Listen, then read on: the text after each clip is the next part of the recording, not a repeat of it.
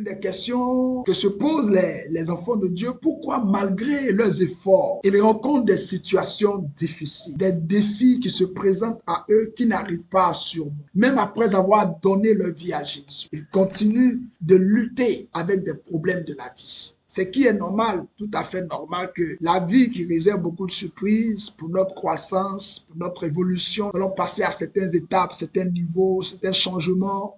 Cela peut susciter certains ralentissements, mais quand c'est constant, quand on rencontre trop d'échecs, quand on a trop d'échecs, cela rime avec frustration. Aujourd'hui, je voudrais vous expliquer qu'est-ce qui est à la base. Votre vie peut être comparée, je dirais, à un édifice. Oui, votre vie peut être comparée à une maison, à un édifice. La solidité de cet édifice dépend du type de fondement sur lequel il est construit. Si le fondement est faible, vous continuerez à lutter contre les épreuves. Pourquoi? Parce que les fondements sont faibles. Vous continuerez à lutter contre les épreuves et un jour, l'édifice risque de s'écrouler. J'ai vu beaucoup de personnes qui ont perdu la foi, qui ont perdu l'espérance à cause du fait de ne pas pouvoir passer à un autre stade de leur vie. Aujourd'hui, je prie pour que les fondements faibles dans la vie de chacun de nous soient solidifiés par le nom de Jésus-Christ. Dis-moi bien Amen. Les fondements sont essentiels parce que les fondements de la vie d'un homme sont à la base de tout. Les fondements, c'est la base. Les fondements représentent le début, la source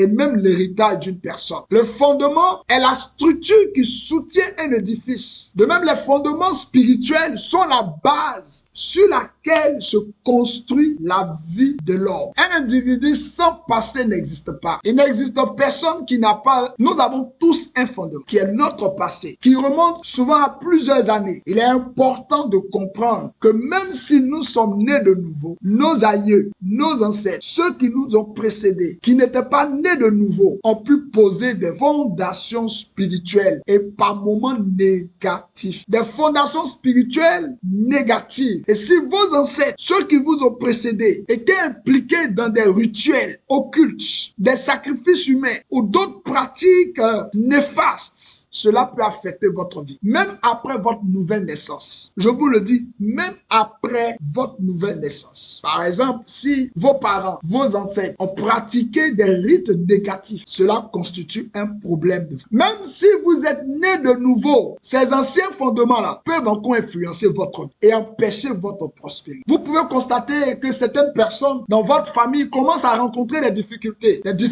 à tous les niveaux, sur le plan social, sur le plan financier, malgré leur prospérité qui puisse être apparente.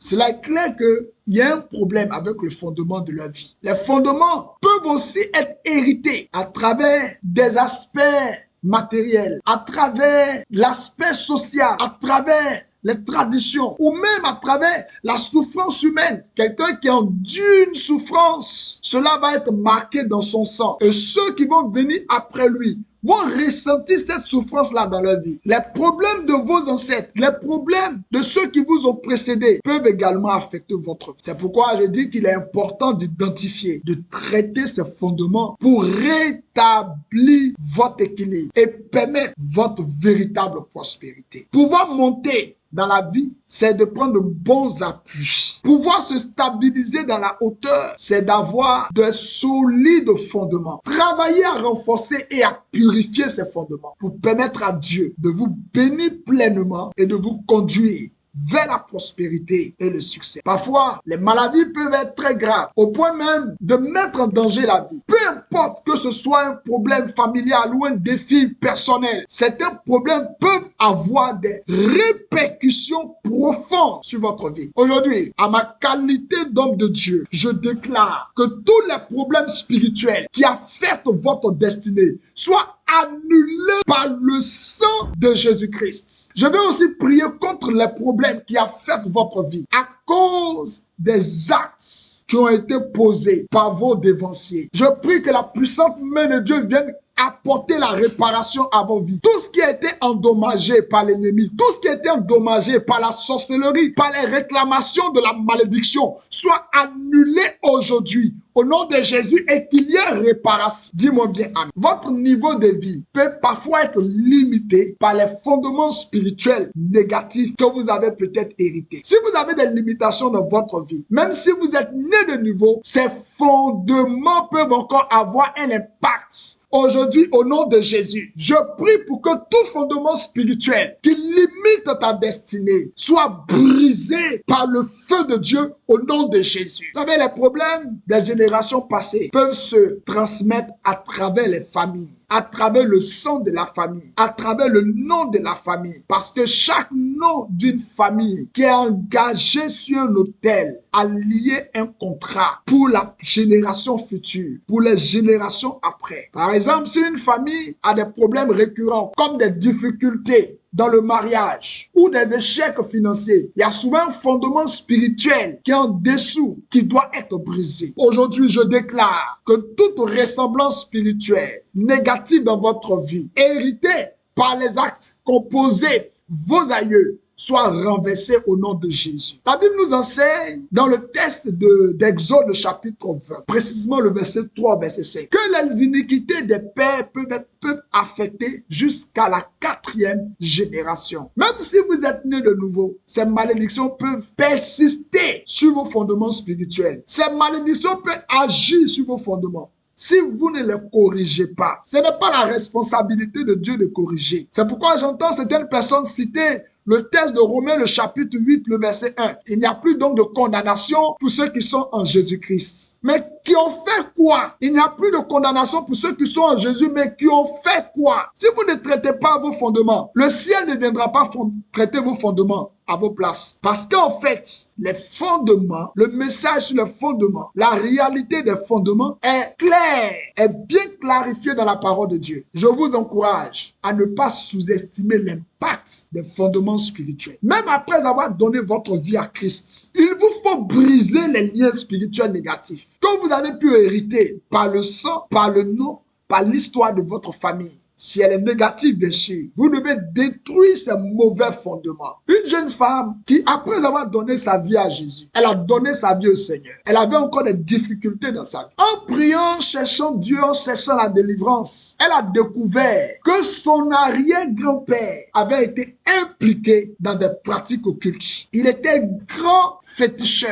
C'est quand elle a découvert les prières de repentance que nous avons mis en ligne, les prières pour annuler les malédictions. C'est là qu'elle a vu sa vie connaître un changement positif. Ne sous-estimez pas l'importance de traiter vos fondements spirituels. Elle baignait dans la souffrance. Rien n'avançait dans sa vie. Rien ne progressait. Jusqu'à ce qu'elle découvre les points de prière. Jusqu'à ce qu'elle découvre des prières que nous avons mis en ligne. Et c'est ce qui l'a aidé. Elle a détruit les mauvais fondements. Vous devez vous assurer, bien aimés, de régler les problèmes d'origine. Car si vous ne les faites pas, vous pourriez rencontrer des obstacles qui risquent de vous freiner. Travaillez à établir des fondements solides pour avancer dans votre destinée et donner un héritage solide à vos enfants. Dans le texte de Lamentation 5, le verset 7, la Bible dit, nos pères ont péché et ne sont plus. C'est nous qui portons la peine de leur iniquité. Cela veut dire que nos aïeux ont péché et maintenant, c'est nous qui subissons les conséquences. Quelqu'un pourrait dire, mais c'est l'âme qui a péché qui mourra. Mais la parole est la parole. La Bible est la Bible. Elle s'explique par elle-même. Les pères ont mangé les raisins verts, ce sont les dents des enfants qui se sont agacés. C'est une réalité. Jésus même, dans ce message, disait aux Juifs que vos pères là, ont tué des prophètes. Voilà pourquoi Nephtali pleure ses enfants. Voilà pourquoi Jérusalem aussi pleure ses enfants. Parce que les actes d'hier ont des conséquences les jours à venir. Les iniquités que nos pères ont commis, je vous dis, ont des répercussions sur nous. Même si ceux qui ont péché ne sont plus là. C'est pourquoi j'encourage à la prière de repentance par identification. Regardez bien le verset. Le verset de Lamentation de Jérémie là souligne que les iniquités des aïeux peuvent nous réduire en esclavage. Comme c'est le cas dans de nombreuses vies et dans beaucoup d'aspects de la vie des gens. Aujourd'hui, de nombreux chrétiens, malgré les plans de Dieu, pour qu'ils soient au-dessus et non en dessous, se trouvent toujours dominés par des situations qui les empêchent de progresser. Mais aujourd'hui, à ma qualité d'oint de Dieu, parce que nous sommes en contact au travers de ces lives, je déclare que tout esclavage spirituel lié à ta vie se brise aujourd'hui même. Tout esclave spirituel qui exerce une influence négative sur ta vie soit délogé au nom de Jésus-Christ. C'est vrai que beaucoup continuent de porter le poids des péchés de leurs ancêtres parce qu'ils ne savent pas ce qu'on appelle la prière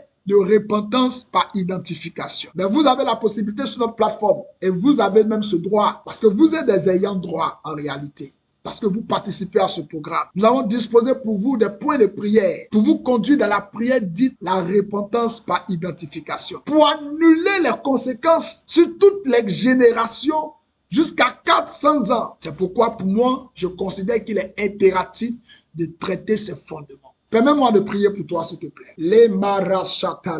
Par le feu de Dieu, je déclare que tout héritage diabolique, tout fondement négatif dans ta vie et dans ta famille soit consumé au nom de Jésus. Il est anormal que tu continues à vivre les mêmes difficultés que tes pères ont vécu. Il est anormal que tu continues à vivre la même souffrance que ta mère a connue. Tu dois te lever pour prier, pour rompre avec ces chaînes-là. Même si tu es né de nouveau, il est essentiel pour toi de briser les alliances spirituelles négatives qui continuent de t'affecter. Jésus a changé le nom de Simon en Pierre, ce qui signifie pour lui une nouvelle identité, n'est-ce pas? Mais les anciens fondements peuvent encore revendiquer des droits sur la vie des gens si cela n'est pas annulé. Même si nous sommes des justes, comme nous dit la Bible, par le sang de Jésus, nous sommes justifiés, mais des fondements qui sont défaillants peuvent nous freiner. Dans le texte du psaume 11, le verset 3, la Bible dit, lorsque les fondements sont renversés, le juste,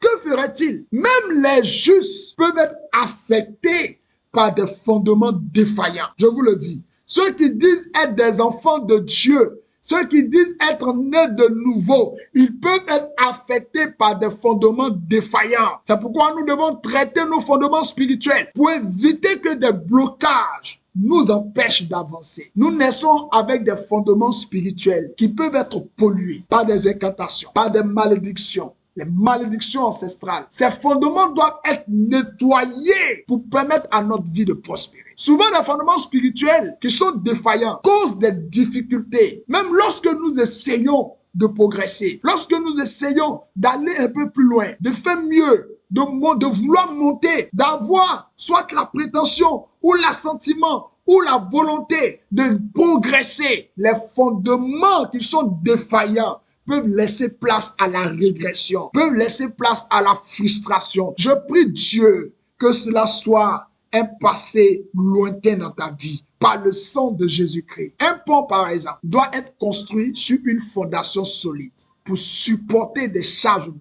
Si le fondement du pont est insuffisant, il ne pourra pas supporter des charges plus importantes et il finira par s'effondrer. Vouloir monter, vouloir être haut, connaître des moments de joie, connaître des moments d'élévation, cela signifie avoir des fondements solides. Si le fondement est insuffisant, vous ne pourrez pas supporter des charges lourdes, les grandes bénédictions que vous demandez. Si les fondements spirituels de ta vie sont insuffisants, les fondements vont limiter la prospérité, vont limiter le succès, vont limiter la croissance, vont limiter l'épanouissement. Nous devons retourner à nos fondements, les traiter avec soin pour les effacer totalement afin de pouvoir faire avancer notre destinée prophétique. Je suis poussé à prier encore pour toi, s'il te plaît. Je prie pour toi, maître, que tout fondement pollué dans ta vie soit résolu au nom de Jésus. Que l'héritage spirituel négatif et les blocages dans ta vie soient brisés afin que tu puisses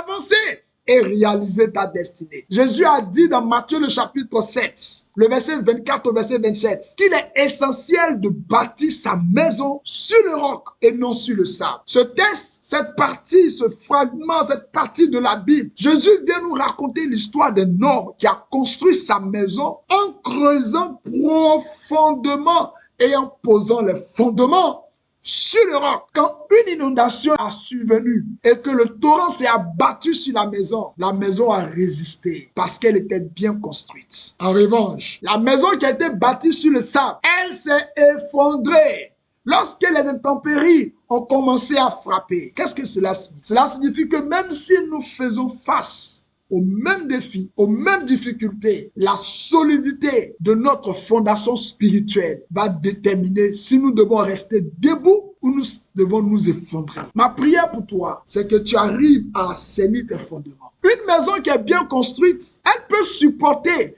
elle peut résister face aux tempêtes. Mais une maison qui est mal fondée, elle ne peut pas, elle va s'effondrer. Si ta fondation n'est pas solide, il te sera difficile d'avancer. Et beaucoup de chrétiens rencontrent des difficultés, malgré les efforts, malgré leur bonne volonté d'aller de l'avant, parce que leurs fondations spirituelles sont faibles. Certaines personnes abandonnent même la foi, je vous l'ai dit, parce que leurs fondements n'étaient pas assez robustes pour supporter les épreuves. Elles découvrent souvent que leurs aïeux, leurs ancêtres avaient des fondements spirituels faibles ou même négatifs. Quand dans ta famille, il y a eu le fétichisme, je répète, moi j'ai fait face, personnellement, j'ai fait face à des cas de délivrance. Des personnes qui m'ont soumis des sujets de prière. On a vu les sujets de prière, des gens qui sont venus avec de bonnes intentions. Mais quand dans tes fondements, il y a l'occultisme, il y a l'idolâtrie, il y a le fétichisme, le maraboutage, ce type de fondation-là, ne peut pas soutenir une vie spirituelle chrétienne. C'est pas possible. Quand dans ta famille, il y a eu ces choses-là, et que tu ne les as pas traitées véritablement dans la prière, en te prêtant le slogan, Jésus a tout payé. Il y a des gens qui sont comme ça naïfs, que Jésus a tout payé. Alors donc, mais il a tout payé, puis tu continues de souffrir de cette manière. Il y a des souffrances qui ne peuvent pas arrêter un enfant de Dieu qui a traité ses fondements. La Bible nous enseigne que le salut est un principe fondamental. Si les fondements spirituels ne sont pas corrigés, la pression des défis, la pression des difficultés vont faire chuter la personne. C'est pourquoi pour moi, il est crucial de traiter et de renforcer ces fondations. Nous devons prier, nous devons demander à Dieu de nettoyer, de solidifier nos fondements spirituels, nos fondations spirituelles, pour nous permettre de prospérer, pour connaître la joie, la gaieté, la bénédiction. Le Saint-Esprit est un esprit de liberté. Mais pourquoi Dieu encore devons-nous souffrir? Quand nous avons accepté la mort de Jésus à la croix, quand nous avons accepté d'être affranchis par la vérité, pourquoi encore il doit avoir ces choses dans notre vie? Écoute-moi, les répercussions de mauvais fondements peuvent se manifester de plusieurs manières pour arrêter la destinée de quelqu'un. Il y a des gens qui subissent la pauvreté à outrance. Ils connaissent trop d'échecs.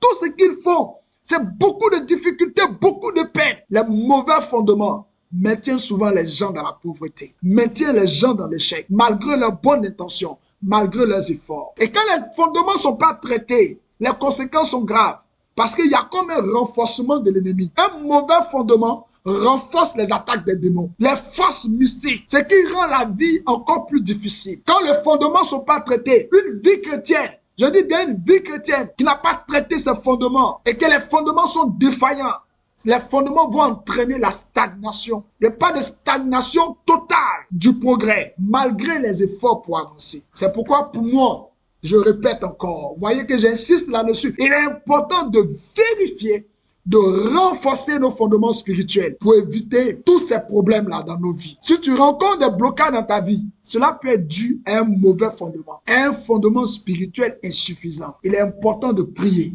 et de demander à Dieu de résoudre ces problèmes. Récemment, j'ai été témoin d'une personne qui, malgré ses diplômes, ses opportunités, s'est retrouvée sans emploi, confrontée à des difficultés qui se chevauchent, qui se répètent, qui s'entrechoquent, des difficultés qui viennent de tous côtés, de tous lieux. Pourquoi? Parce que la personne avait des fondements spirituels insuffisants.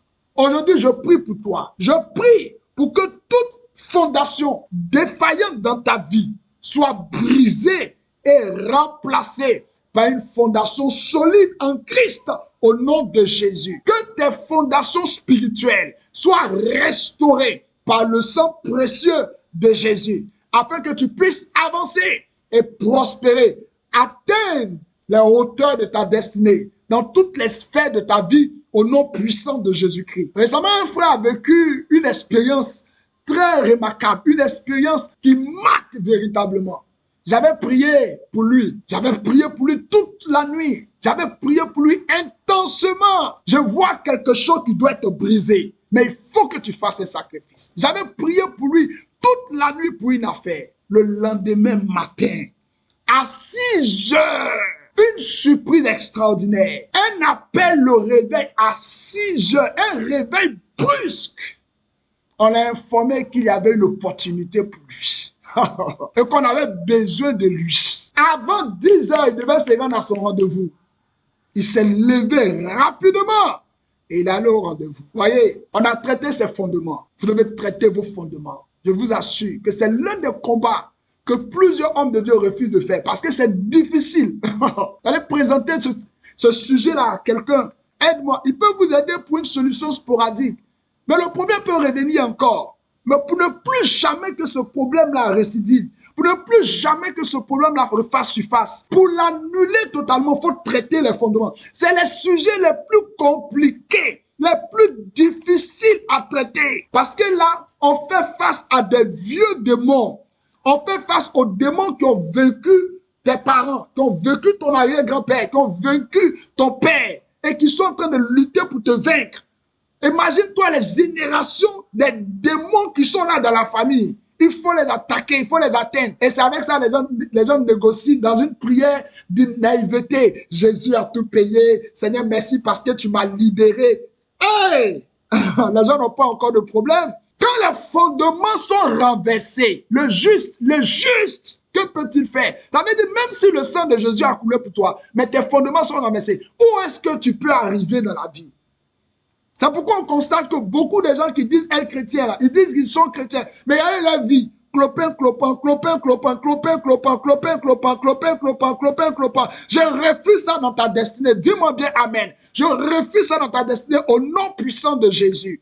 Ce frère de qui je parlais là, il était dans un cas désespéré. Un cas totalement désespéré. Mais écoutez-moi, si vous vous levez pour prier, pour libérer vos fondations, pour restaurer vos vies, vous allez pouvoir monter.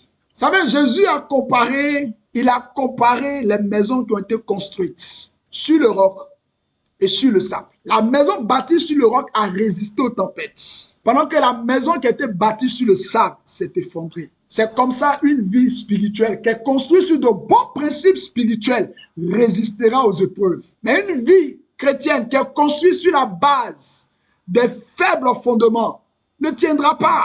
Quand je vois beaucoup de gens, j'entends, j'écoute les gens, je vois de nombreux chrétiens, de nombreuses familles qui luttent contre des problèmes qui se répètent à cause des fondements spirituels insuffisants. Des gens qui continuent de vivre des difficultés, comme le chômage. Pourquoi un enfant de Dieu doit-il vivre dans le chômage? Est-ce que ça se conçoit?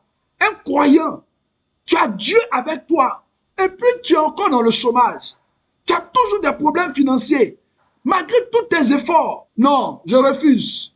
C'est pourquoi ce module-là, sur les fondements, nous allons traiter. Il faudrait vraiment que nous prions et que nous cherchons à renforcer nos fondations spirituelles pour surmonter les obstacles qui viennent depuis le monde des ténèbres. La stagnation, les blocages, les difficultés, le fait de tourner en rond dans la vie sont souvent attribués à des fondements qui sont spirituels, qui sont défaillants. Par exemple, des personnes qui sont intelligentes, qui sont très talentueuses, mais qui se retrouvent à des difficultés inexplicables parce que leurs fondations spirituelles ne sont pas solides.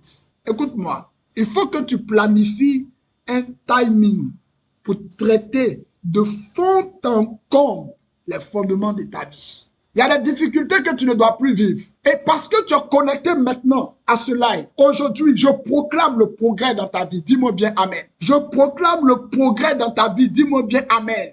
Je dis, je proclame le progrès dans ta vie. Dis-moi bien Amen. Je déclare que toute stagnation et tout blocage causé par de mauvais fondements soit brisé au nom de Jésus. Dis-moi bien Amen. Alléluia. Que chaque problème récurrent dans ta vie ou dans celle de ta famille soit résolu aujourd'hui. Je suis serviteur de Dieu. Si ma voix est reconnue au ciel, que Dieu agisse en ta faveur et qu'aujourd'hui, le problème épineux, la situation épineuse qui est dans ta vie, qui t'a résisté à cause des démons générationnels, je prie que cela soit résolu aujourd'hui au nom de Jésus. C'est pourquoi si quelqu'un prie pour obtenir un emploi, mais que le fondement familial est défaillant, il est possible que la personne perde son emploi peu de temps après l'avoir trouvé. C'est pourquoi nous devons examiner, prier pour les fondements de nos familles. Nous devons prier les fondements qui sont liés au travail, qui sont liés aux affaires, qui sont liés au mariage, qui sont liés à l'enfantement, qui sont liés à notre destinée. Il y a des familles, il y a la mort prématurée. Les gens n'atteignent même pas 70 ans. Les gens n'atteignent même pas 80 ans. Pourquoi? Pourquoi? La mort prématurée est un exemple de ce qu'on peut appeler un mauvais fondement. Les personnes décèdent jeunes, ils ne vieillissent pas en raison des problèmes spirituels, des problèmes familiaux. Je prie que tout fondement de mort prématuré dans ta vie aujourd'hui soit détruit, soit brisé au nom de Jésus. La Bible montre comment les fondements de mensonges ont affecté la génération d'Abraham et après Abraham. Dans le texte de la Genèse, chapitre 12, le verset 10 au verset 13, Abraham, je parle du patriarche, celui qui craignait Dieu, celui qui a donné sa vie à Dieu. Abraham va mentir pour protéger sa femme Sarah. Il va dire Sarah est sa sœur. Mais Abraham ne savait pas que son mensonge allait affecter son fils Isaac. Oui, le fils d'Abraham a répété le même comportement de mensonge. Ça a été pareil. Plus tard, Jacob aussi, fils d'Isaac, va utiliser aussi la tromperie pour obtenir la bénédiction de son père. Ce sont les mensonges et les tromperies qui étaient les fondements spirituels dans cette famille-là. Et cela a affecté leur génération. Même si Isaac et Jacob ont eu des bénédictions dans leur vie, ces mensonges ont été des complications, ont créé des complications dans leur vie et celles de leurs descendants. Regardez, les fondements d'Abraham dans la stérilité. Abraham et Sarah, ils ont eu des difficultés pour avoir des enfants. Sarah était stérile. Même après avoir eu Isaac, Isaac va marier Rebecca. Mais c'était aussi compliqué. Problème de stérilité.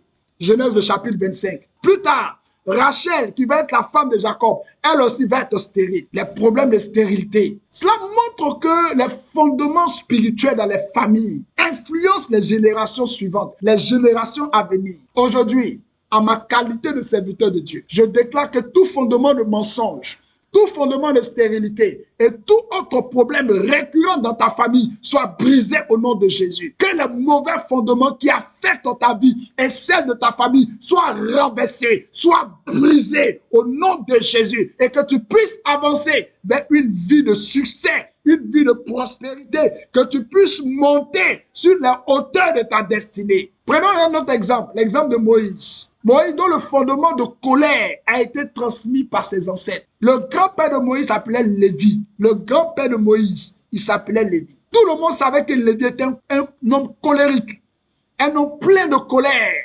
Lévi était animé de colère. La Bible dit dans la Genèse, le chapitre 34, Lévi et son frère Siméon ont violé la loi de Dieu en tuant des hommes dans la ville de Sichem pour venger leurs sœurs. Tout ça à cause de la colère. Ils ont agi avec une violence extrême. C'est le reflet de la colère qui a agi sur leur famille. Leur descendant Moïse, Moïse lui-même. Moïse a montré des signes de colère. Mais où il a eu ce lien-là? Où ce lien de colère? Où a-t-il eu ce lien? Mais c'est dans le sang. Dans Exode le chapitre 2, le verset 11. Ma Bible dit que Moïse va tuer un Égyptien. Un Égyptien qui se battait contre un Hébreu. Moïse va tuer l'Égyptien. Il va cacher l'Égyptien dans le sable. Plus tard, dans Exode 32, Moïse va descendre de la montagne. Moïse va voir le veau d'or. Il va voir les danses d'idolâtrie du peuple. Sa colère va s'enflammer. Moïse va briser, oh my God. Moïse va briser les tables de la loi. À cause de quoi? À cause de sa colère. Moïse avait reçu des instructions spécifiques de Dieu. Il devait parler au rocher pour faire sortir de l'eau. Mais dans sa colère, il a frappé le rocher au lieu de parler. C'est à cause de cette désobéissance que dans Nombre le chapitre 20, Moïse n'est pas rentré dans la terre promise. Qu'est-ce qui l'emmène à ne pas rentrer dans la terre promise?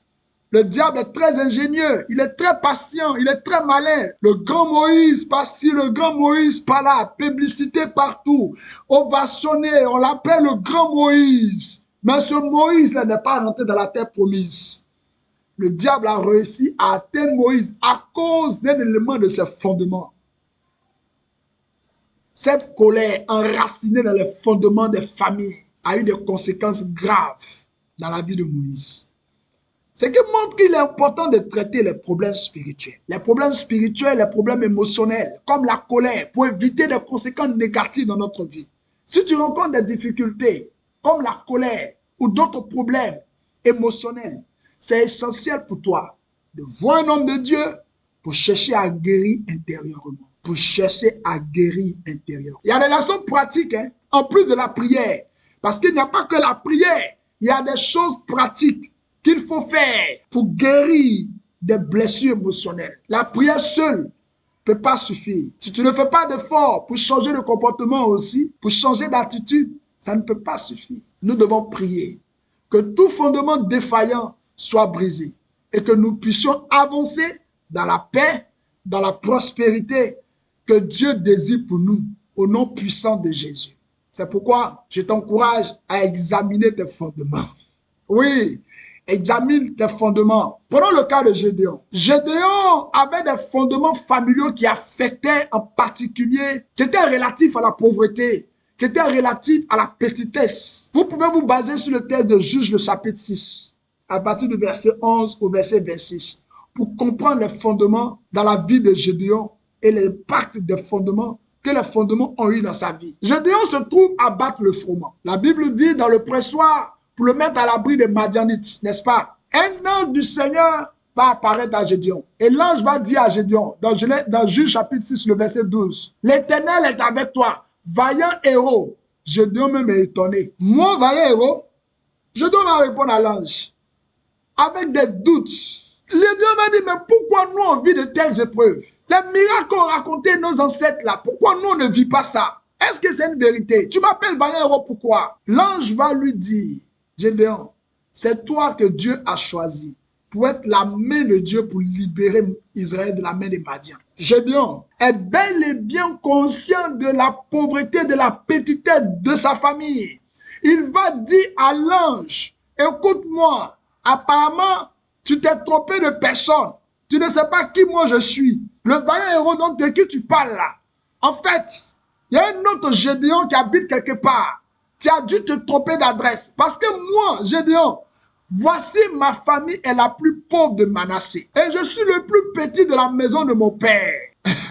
Écoute-moi l'ange. Nous là, dans notre famille, on est pauvre, on est petit. Les problèmes de pauvreté et de petitesse étaient tellement ancrés dans la lignée familiale de Gédéon. Pour que Gédéon puisse affronter les difficultés de sa vie, les difficultés dans sa famille, Gédéon a reçu l'ordre de renverser l'autel de Baal que son père avait construit et de le remplacer pour un autel pour l'Éternel.